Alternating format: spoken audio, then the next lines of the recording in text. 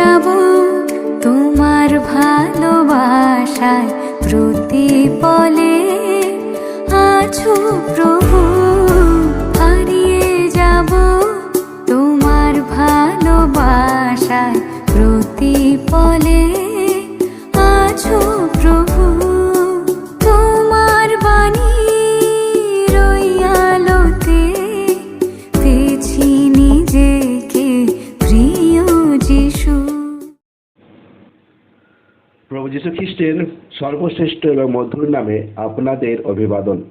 পবিত্র বাইবেলে মথিলিখিত সুসমাচার 16 অধ্যায় 13 পদে আমরা এভাবে পড়ি, যিশু কৈশরিয়া ফিলিপির অঞ্চলে এসে তার শিষ্যদের জিজ্ঞাসা করলেন, মনুষ্যপুত্রকে এটা মানুষরা কি বলে?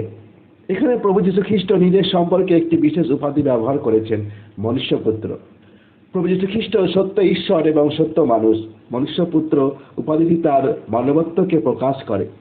তিনি ঈশ্বরের স্বরূপে অবস্থান করেও ঈশ্বরের সমান হওয়াকে আঁকড়ে ধরে রাখেননি, বরং নিজেকে শূন্য করলেন, দাসের রূপ ধারণ করলেন এবং মানুষের সাদৃশ হলেন।